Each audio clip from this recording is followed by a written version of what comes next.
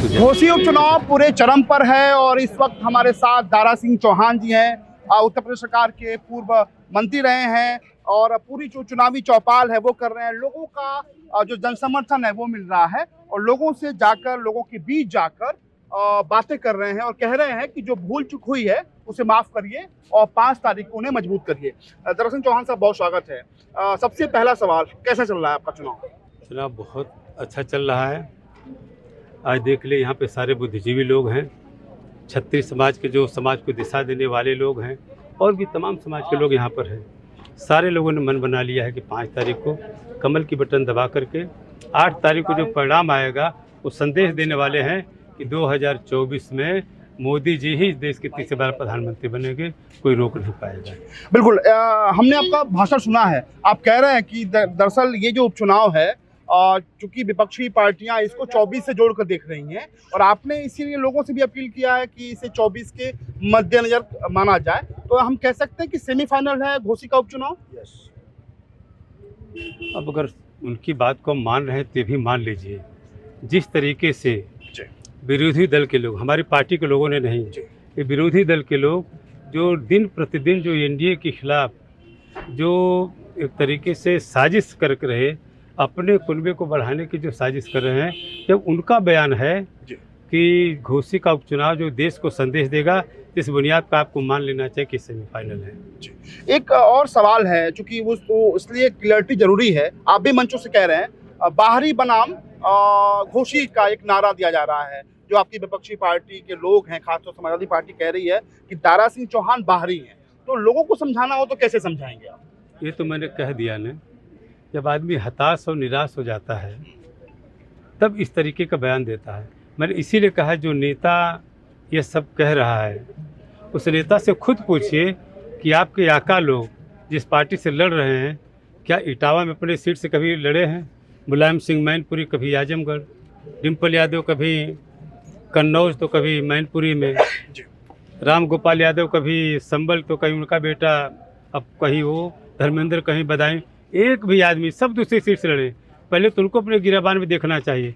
मैं तो आजमगढ़ मऊ एक ज़िला था, जब हम लोग छात्र संगठन में काम करते थे, एक ज़िला था। हम कभी आजमगढ़ मऊ में कहीं फ़र्क नहीं समझते हैं, इसलिए कभी बाहर भीतर का तो सवाल ही नहीं पैदा होता। दारा सिंह चौहान साहब, एक बात और है कि बहुत सुलझे नेता आप कहे जाते रहे हैं और चौहान बिरादरी के देश के बड़े नेता हैं।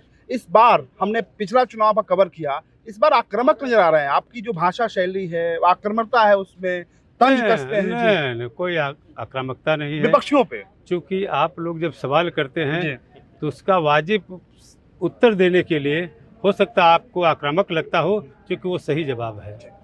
भूल हुई थी 22 के चुनाव में दारा सिंह चौहान से। इंसान में भूल होती है। मैंने कहा नहीं कि हो सकता है मेरी गलती से यहाँ कमल न खिला हो, लेकिन आज वो गलती सभी लोगों ने सुधारा है और फिर हमारी घर वापसी हुई और सारे लोग मिल करके आज कमल के बटन दबा करके फिर कमल खिलाने को तैयार है। क्योंकि बहुत ये इसके टाइमिंग पे अगर उपचुनाव को देखा जाए तो 24 का चुनाव बहुत नजदीक है। सभी दल इंडिया बनाम एनडीए, कैसे देखते हैं इसको आप? क्योंकि देश की राजनीति पूरी घोषी पर टिकी हुई है। आज माननीय प्रधानमंत्री के मार्गदर्शन में, माननीय अमित शाह जी, माननीय नड्डा जी के नेतृत्व में जिस तरीके से एनडीए का कुनबा, वो भी जनाधार वाला, काफ़ी तेज़ी से बढ़ रहा है, उस बुनियाद में कह सकता हूँ कि 24 में इस देश से मोदी ही देश के प्रधानमंत्री बनेंगे। और हमारी पार्टी जब वसुधैव कुटुंबकम की बात होती थी, पूरी दुनिया हमारा एक परिवार की तरह है, तो फिर हम लोग कभी बाहर भीतर कौन कहाँ, इसका कोई मतलब नहीं रह जाता है। केवल एक ही लक्ष्य देश के सामने है, देश की जनता के सामने, कि जिस मोदी जी ने इस भारत को दुनिया के सामने सबसे ऊपर रखा है, सम्मान बढ़ाने का काम किया। और मोदी जी ने कभी ये नहीं कहा कि मोदी का सम्मान है, बल्कि भारत के 140 करोड़ जनता का सम्मान है। सारे लोग इससे गर्वान्वित होते हैं और सारे लोगों ने मन बना लिया है कि एनडीए के नेतृत्व में जो कुनबा बढ़ रहा है, आज बिहार या पूरे देश में देख लीजिए। इस बिना पे मैं कह सकता हूँ कि 2024 में मोदी जी देश के प्रधानमंत्री बनेंगे, इसको कोई रोक नहीं पाएगा। एक बात और, आपके मंचों से हमने सुना कि जिस तरीके से बीएसपी सुप्रीमो मायावती के, हालांकि करीबी रहे आप, उनको दरकिनार किया जा रहा है इंडिया से, तो दलित समाज भी गुस्से में है क्या? पूरी तरीके से गुस्से में है और वह बात मैं नहीं कर सकता जो यहाँ के दलितों में गुस्सा है जी। समाजवादी पार्टी के प्रत्याशी को लेकर के, ये किसी छिपा नहीं, लेकिन राष्ट्रीय स्तर पर जिस तरीके से एनडीए में एक तरीके से उनका अपमान किया है कि उनकी ज़रूरत हमको नहीं है, उनकी वोट की ज़रूरत नहीं है, मुझे लगता है उसका असर यहाँ के विधानसभा में पड़ेगा। और आने वाले दिन में चूँकि मोदी जी और माननीय अमित शाह जी, नड्डा जी के नेतृत्व में क्या हो सकता है कोई बता नहीं सकता है। आखिरी सवाल, चूंकि जो हमारे दर्शक आपको देख रहे हैं वो आपसे एक वादा लेना चाहते हैं कि जो गलतियां हुई उसको हम भूल जाते हैं, लेकिन चुनाव जीतने के बाद से घोसी विधानसभा की तस्वीर, चूंकि सत्ता में भी रहेंगे आप, कैसी रहेगी, कैसी दिखेगी? देखिए, पिछली बार मेरी बगल की सीट मधुबन है और जिले की सबसे पिछड़ी हुई सीट थी। सारा बाढ़ का इलाका, पूरे आग से जल जाता था वो इलाका, घाघरा का पूरा 40 किलोमीटर बेल्ट हमारा पूरे बाढ़ के तबाह हो जाते थे। आज पूरी तरीके से इस पूर्वांचल का सबसे पिछड़ी विधानसभा आज मऊ की सबसे अगड़ी विधानसभा है। सड़कों के मामले में, बाढ़ से बचाव के मामले में, फायर से बचने के लिए जहाँ मऊ से दमकल जाता था, आज दोबारी मधुबन में हमने बनवा दिया है। तमाम डिग्री कॉलेज और भी बच्चों के खेल कूद के लिए।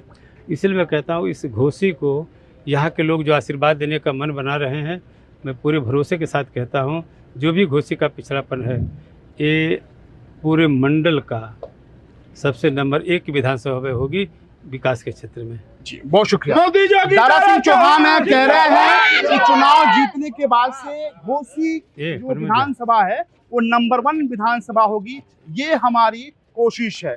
फिलहाल दारा सिंह चौहान ने अपना कीमती वक्त दिया हमको। मेरे साथ बस इतना ही। कैमरा पर्सन अरूज और महेंद्र के साथ अमितेश श्रीवास्तव।